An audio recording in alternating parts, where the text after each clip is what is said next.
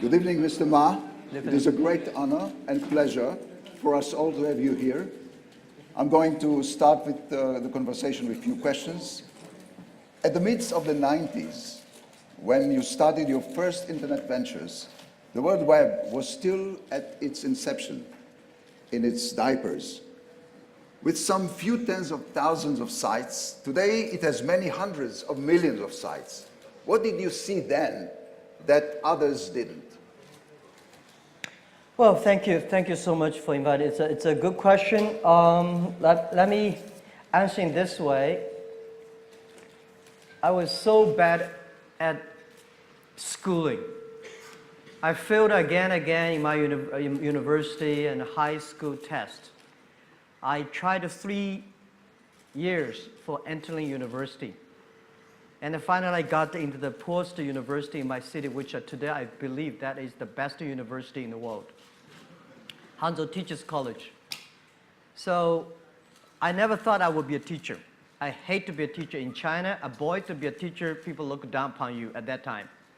So for 4 years, every day I thought about is that what should I do if I graduate? I should not be a teacher, because when you're at teachers college, when you graduate, you have to be a teacher because the government paid the money.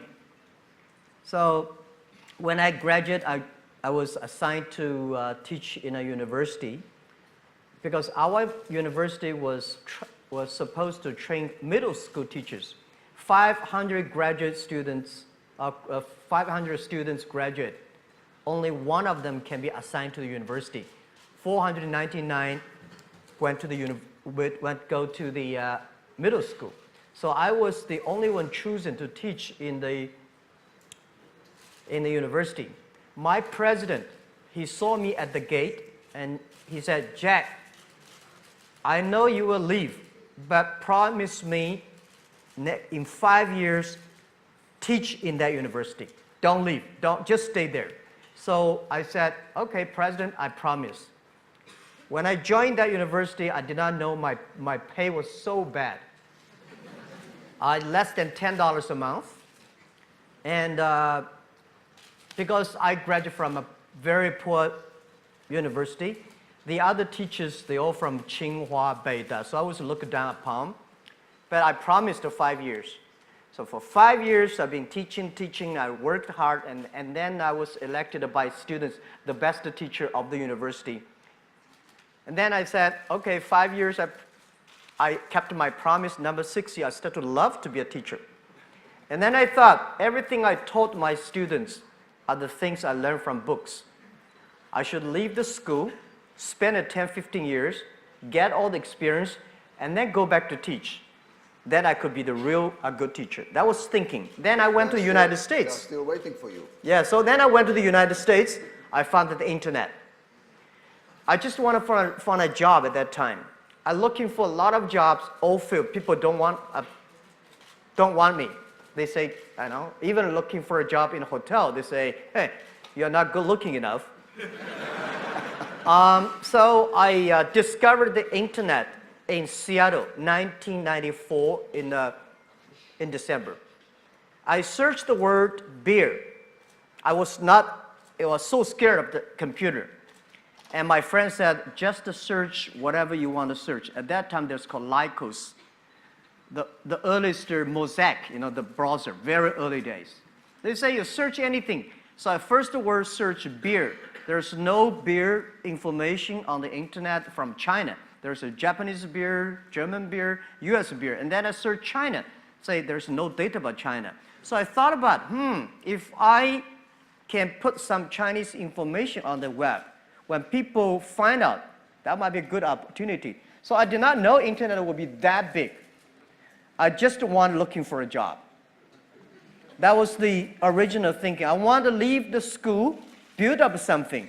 And when I found the internet, I think if I can put Chinese company information on the internet, let the other people to do it, this might be a good future. So with that, I have a great vision for the future. At the beginning, just looking for a job, and I don't want to be a teacher. That was the thing.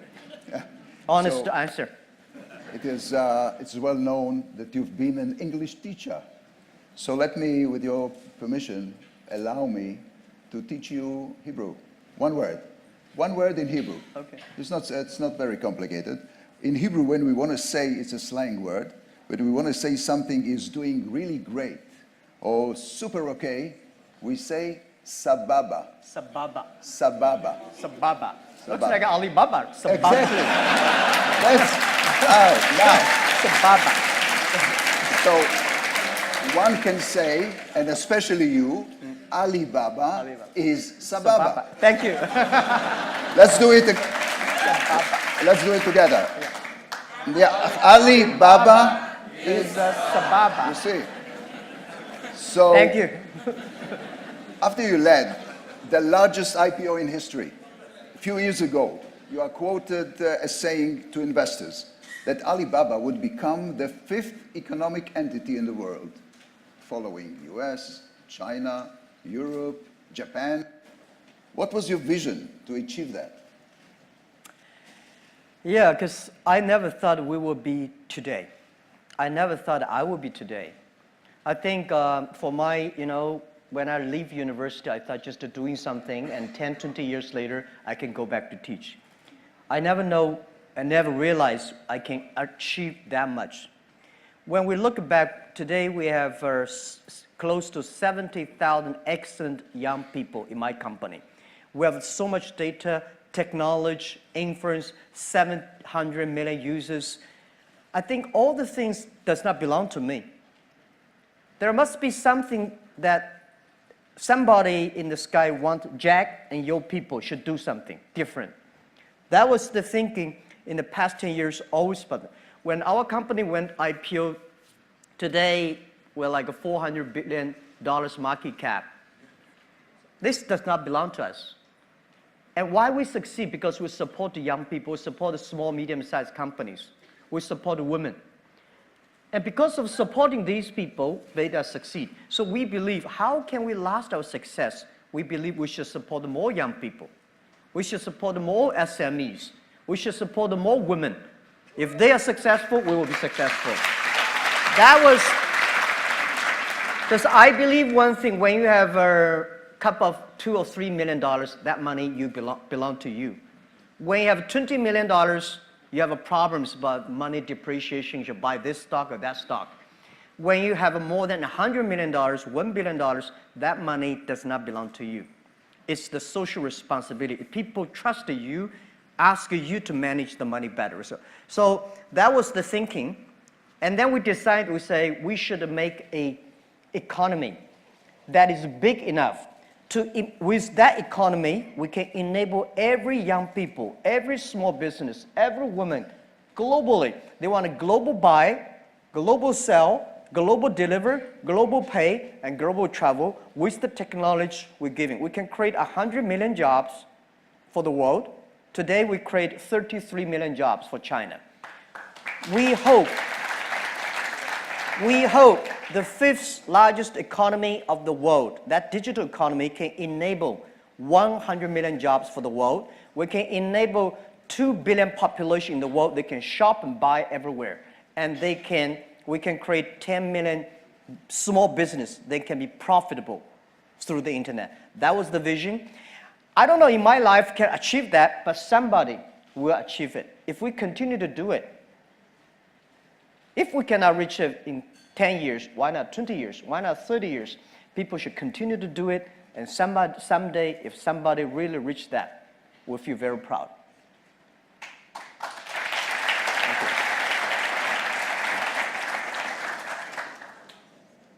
Shall I pour you? No, thank you. There's tea. By the way, there's the tea you like is here on the table. That's a good question. We are in Israel, the startup nation, and in Tel Aviv, ranked as the world's 5th most innovative city. You have encountered Israeli investors. Okay, it's a short visit. You've met a lot of startupists. You met business people. Could you relate to the Israeli business spirit or our position in the global tech arena? You mean our position in the global tech arena? You know what? I will do it easier. Oh, yeah. Do you have any plans of a flag of Alibaba in Israel, in Tel Aviv? Absolutely. we've been thinking internally, we discuss a lot about where in this world Alibaba should have our base labs that should have our people that working together to reach, because the fifth largest economy does not belong to us, does not belong to Jack Ma and Ali. It belongs to the generation of this generation, belong to the world, belong to all the young people believe in the future, belong to the people who believe the technology can enable people. So one of the three countries we talk about is Israel. So we all talk about we should come to Israel, have a lab, and inviting the excellent, smart young people in Israel, join the force together. Let's build up an economy that can empower young people, small business and women. So this is, we think, and actually we have already invested in 5 companies here. We only have 12 people here. So this trip we brought almost 40 Alibaba senior management team, 40 heroes, not the thieves. We came together, we learn, we experience, and we feel it. Everybody's so excited. In the past 3 days, every night, we debate, we discuss, we share until 11:30. Last night, we 11:45. We think we can do a lot of things here. And I think we'll continue to invest here. We will join together with join the force of the venture capitalists to encourage more startups. And we would love to hire more people here. Together, build the 5th largest economy. It's not the 5th largest economy, does not belong to Jack Ma, does not even belong to China. It belongs to our generation. That's what we think. Yeah. Let us take some questions from the students. Let's start with Ms. Fayrouz Rizkallah. She is from Israel, student of Eastern Asian Studies, Faculty of Humanities. Fayrouz, please.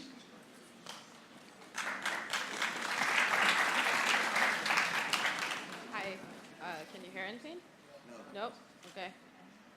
Now can everybody hear? Great.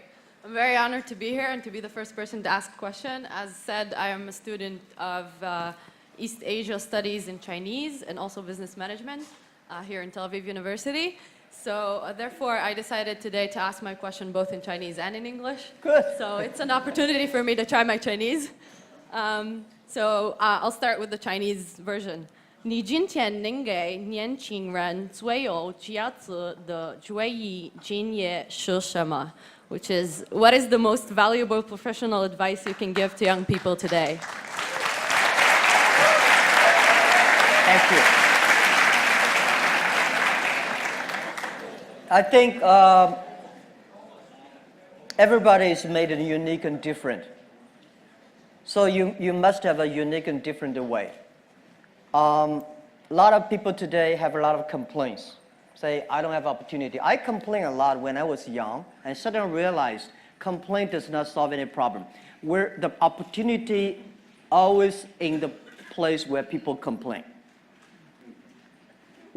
There are so many opportunities in the world, in this world, because there are so many complaints.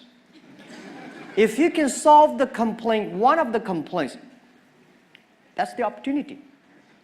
So this is what we made. I think young people, if my advice to be an entrepreneur, don't be scared of failure, of setbacks, and don't give up. There are a lot of books written about Alibaba, about me, which I'm scared of. One day I was reading on a plane, that's many years ago, in the newspaper. I was reading a guy introducing a guy very great. And finally I think people are talking about me. No, that's not me. It was an article about a great person. And then finally I find out they are talking about me. I'm not that great. That's not me. Right? I want to say is that if there's a book I want to write, it's Alibaba 1001 Mistakes. We came today to now. We made so many mistakes. People say, you are lucky. Yes, we are very lucky. We've been only 19 years to today's size. But we've gone through so many tough situations. We made so many mistakes. that people cannot imagine. Probably 90 years, just like Israel. For 70 years, your country grew from nothing to today. You have gone through so many tough experiences. And that will make you different. That's what my advice.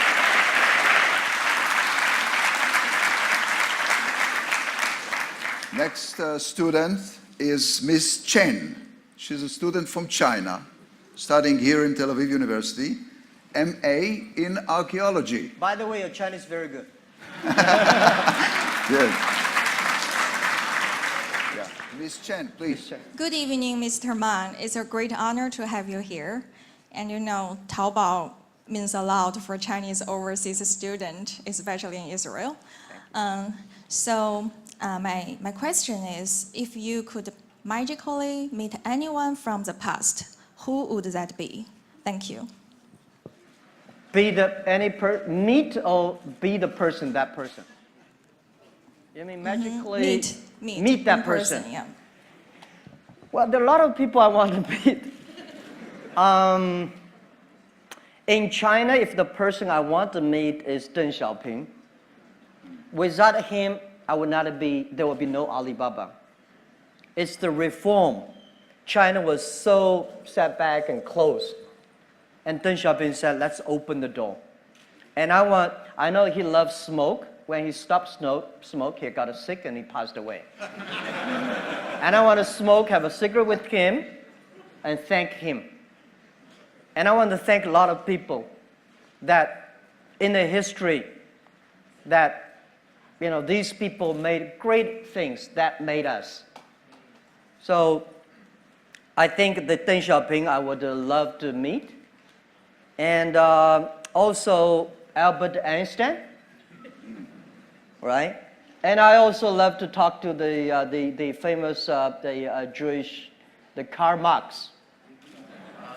You know, he influenced China and all of that. I want to know more about his real thinking behind it. Yeah, so I think in the history you can see a lot. I want to meet a lot of people. But today the good thing is by reading books you talk. But a lot of books I start to suspect because a lot of books about us, which is not true. Even if we are still surviving. I mean, so talking to the people is a great opportunity. Thank you.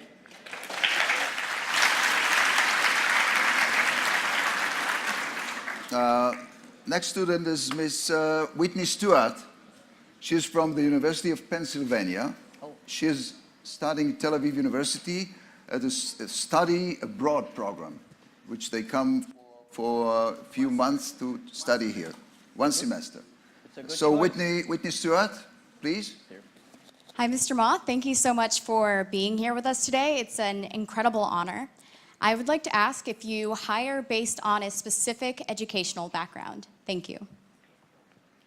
No. Absolutely not. Because if we hire based on the education background, Jack Ma can never be accepted by Alibaba. When we started the business, we had 18 founders, including me. 17 of them, most of them my students, and most of them, well, today people think these 18 people, the smartest people in China. We don't think we're smart. Honestly, we all graduate from the very poor schools. The only thing we did was that we are very united. We all believe the future. We are all optimistic. And we learn through mistakes. We never give up. When Alibaba first IPO'd in 2007 in Hong Kong, we had close to 500 millionaires. We made 500 millionaires, and I had a talk with people in the room. I say, hey, everybody, now we are very successful. We are all millionaires. Do you think we are smarter than the others? People say, no. Do you think we work harder than the others? No. The early days, because we had a strange name, Alibaba, people say, what a company. A lot of people think it's a company of telling lies. We cannot even hire people. We say, if the people who is not that much disabled, we all hire them. Because nobody wants to join us. And but we've gone through it. So I asked those 500 millionaires, there's one thing. Those people who think they're smart, after half year, they all gone. They start to build up their own. They don't believe our model. They don't believe by helping others, by helping small business, you can make money. Because 20 years ago, only by helping big companies, you can make money. By helping small companies, you don't have a chance. So smart people left us. Those people believe they are excellent. The headhunting company all come. They headhunt our people. We are the people, nobody even come to hunt us. So we stayed, we have no choice, we don't have any company to go, but we believe our future. So after 10 years, we survived, and today the same. We don't believe those people. I think this is what I give advice to students in Harvard or Tsinghua. If you graduate from famous university, please respect the people who graduate from the poor schools. Those people like us graduate from a poor universities, please respect yourself. We have chance if we work together. So,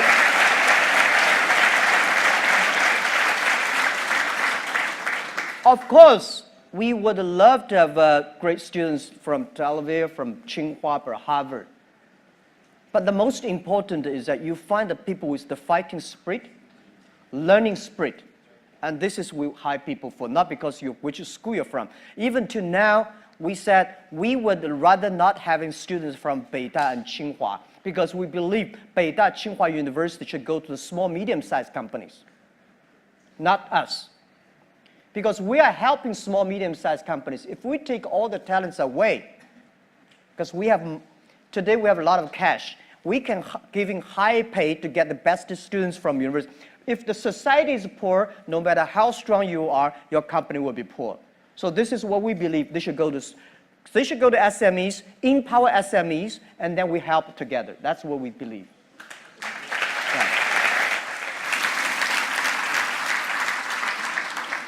Ms. Shani Masti, a student of industrial engineering, please.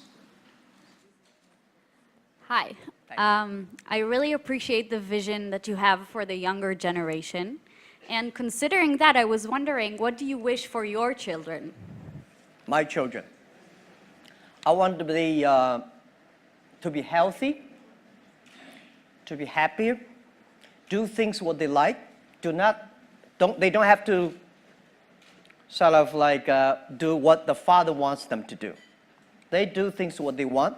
The only thing I think as the parents should giving them health, optimistic for the future. No matter whatever in your life you will encounter all kinds of things. Be optimistic. And next is education. If she wants whatever education wants, I support her. Rest of it, she goes on her way. So this is what I expect my kids to have: good health and happiness. Don't be Jack Ma second. It's tough. Because I know I'm not me. I don't want my kids, unless they want to, right? I think I would tell them, it's very lonely. You have to have a strong will. Normally, if you want to be leaders means loneliness. Leaders means responsibility. If you're responsible for one person, you are yourself. If you are responsible 8 million people, you are Prime Minister of Israel. If you are responsible for 1.4 billion people, you are President Xi Jinping. So it's about responsibility. Not everybody would love to do that. And it's okay. But this is what I give my children. I want them to be happy and healthy.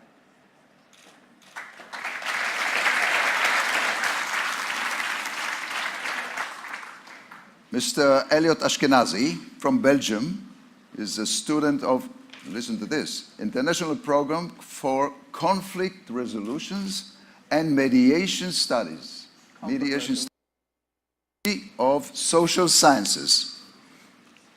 Shalom, Mr. Ma. So I try, to teach you a second word in Hebrew now. So my question is like this. With all, the due respect I have for you, you have been rejected from Harvard 10 times. And you've proven that you don't necessarily need degrees from this, so-called famous university to succeed in life. So my question is, do you think that the entire educational system should be updated? Thank you very much. Absolutely. Absolutely. The education system needs to be upgraded. This is something that I worry about, and this is something that I'm going all around the world telling the government officers that my worry. People worry about high technology, but young people don't worry about it. I feel very few young people worry about the future. Only senior people worry about it. One day when Alibaba used to be on PC, and then suddenly we moved to the mobile phone. A lot of people complain, mobile phone too small. How can you do shopping on such a mobile phone screen? And later we realized because our eyes are shut, are getting old. Young people never think it's small. They think it's big enough. Next 30 years, the artificial intelligence, the robots, all the high tech will replace a lot of jobs. This is for sure. When human beings invented computers, human beings should know that computer will be much smarter than human beings. They remember, they calculate faster, and they never get upset. They always keep on doing things. But don't worry about it. Machine can never win human beings. Machine can do only things machine can do better. Human beings have hearts. Machine only have chips. So what worry me about is the way all the things we teach our kids today, how to remember more things, calculate faster, all these things, machine will do better. Next 30 years, what are the things we should teach our kids that they will be different, they can do better, they can do the things the machine cannot do? This is I discussed with the president, they all agree. I think we should teach our kids how to be more innovative, how to be more creative, and how to be more constructive. Human side is more important than the knowledge. I think the past 200 years, human being made a huge progress because of the knowledge-driven based education. I think next century we should focus more on wisdom-based, or the human-based. So this is, I think, next 30 years, please pay special attention to the education system reform that our kids will never get disappointed because of the machine take a lot of jobs. There are a lot of jobs waiting for human beings. And next thing is I want to say is that pay attention to these companies who have less than 30 employees. Please pay special attention to the young people who are below 30 years old, because this is the generation who were born internet. They will change the world. So education is the key.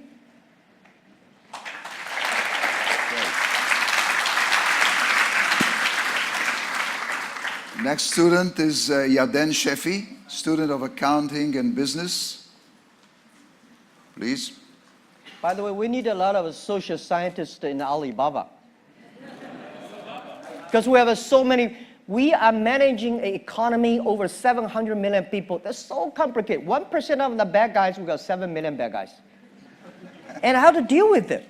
Not all, it's not only bad guys. Some people have a strange behavior, but so what Alibaba needs is not only engineers and software programs. We need a lot of psychologists, social behavior experts, and this is something that we have to manage. So yeah, but thank you for the question. Okay, so my question is, what was the most valuable professional advice ever given to you? Again? What was the most valuable professional advice ever given to you? Given to me. Yeah. What professional advice, the best that you can recall, was given to you? Well, the first 2-3 years for Alibaba was a disaster. We did not have a business model. People in China did not believe internet. People did not believe e-commerce. What we did, the 18 people together, like 40, 50 people, we only have a vision. We don't know how to do it. And then we got an excellent person. He worked more than 30 years in GE. He gave me a Jack. It's about the system. It's about the people, value, mission, and people training. That's the best. And then year 2002 and 3, 4, I spent a lot of time training our people with the value, mission, and professionalism. And then we got more managers, more leaders than most of the other startups. Then we started to go better. It's not about business model. Later, it's about create values for the others. And that is very good advice for me. And we made Alibaba different. Even to today, we are still so much mission-driven, value-driven. And I believe we want to last 102 years. We were born 1999. Last century, we had 1 year. We want to go through 100 years this century, plus 1 year, 102 cross 3 centuries. So in order to survive, we have to be mission-driven, value-driven, and people-driven. Today we do e-commerce. Tomorrow may not. The day after tomorrow, we don't know what we'll do. But if we're mission, value-driven, if we believe young people, if we want to supporting the other people to be more successful, there is always business model. There's always money to make. That's what we believe.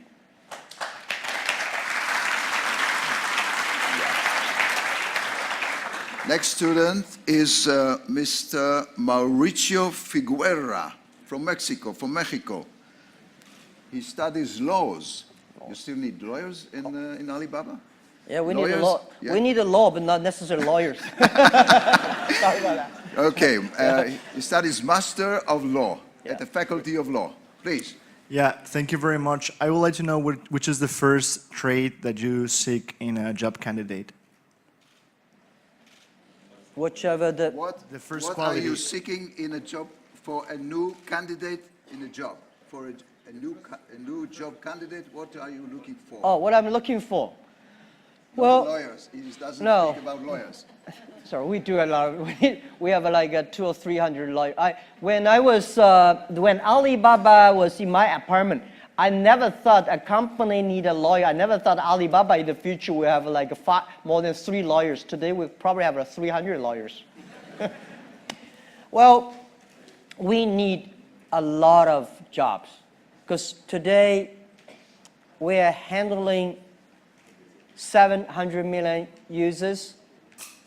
I think we are going to handling 2 billion people. There are so many things that we have never seen, never imagined before. There's a lot of jobs like data, cloud computing, AI, we call Alibaba Intelligence. And there are so many things, the machine learning, that we don't know. And I don't think today there is expert of these things. Don't tell me somebody is the expert of e-commerce. Don't tell me somebody is the expert of internet. I tell you a story. 1996, I was invited to join a meeting in Beijing about internet. At that time, China was not even connected to the internet yet. So I went there, there's about 12 people in a room. They call themselves internet expert. I say, what? We got an internet expert. So they have a lot of worries. Oh, they worry this, worry that, and China should control internet, this. So after 20 years, I found all the things they worried never come out. All the things they did not worry, all come out. There are a lot of experts of yesterday. There's no expert of future. The thing we do is we learn. So that's why you said what kind of job we need, what kind of candidates we're looking for. We're looking for every kinds of jobs. But the thing is that we hire you not because you are qualified. We hire you because you will be qualified if you learn together with us. So this is what Alibaba requests. We hire people. They're ready to learn. They're ready to take risks. They're ready to fail. And they're ready to suffer. And then we believe maybe 15, 20 years later, they will be the expert of their own field of the history. That's what we think.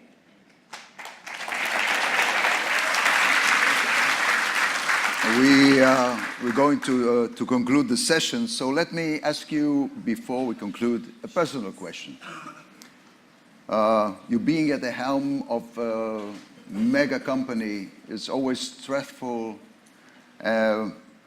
We know that you sing, we know that you dance, we know that you're an expert and movie star in martial arts. That's all we know.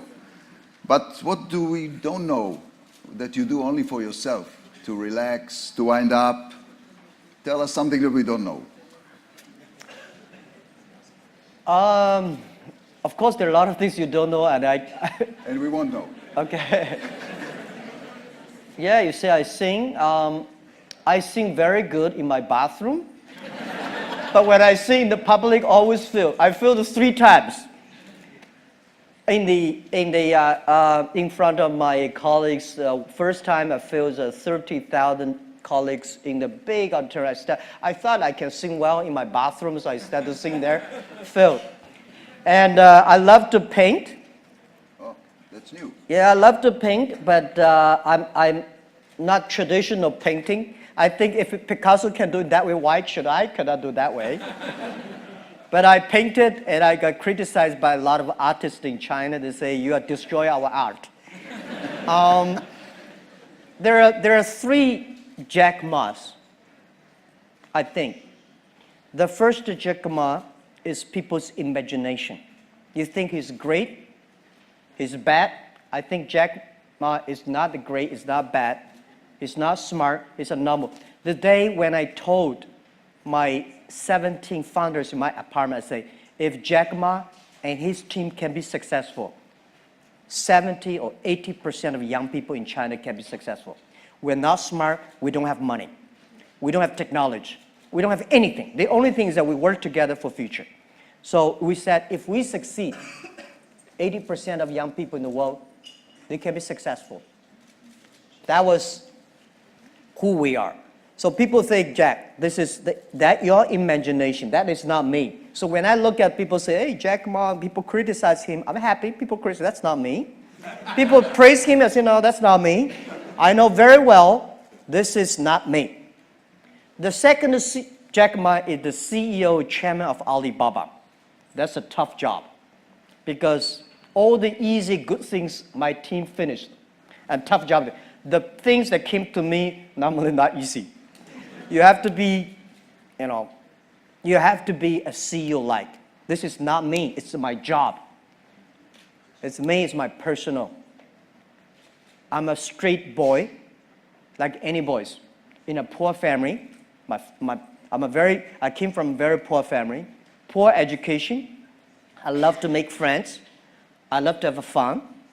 So I want to be back to myself. This is what I do anything, a lot of things that any boy want to do, I want to do. And I want to enjoy a lot of lives. But this is why I want to retire early. I can go back to myself. Because this is not me. This is my job. And the real Jack is something that I always want to come out. And every year I want to do something new.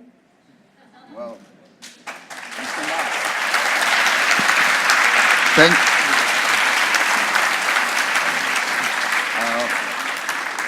I would like to thank Professor Frankel, Professor Klafter, Mr. Ma. It was inspiring and frank, I must tell you.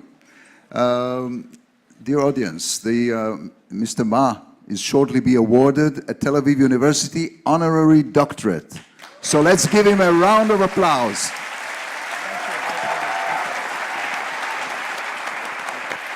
Thank you so much. Thank you.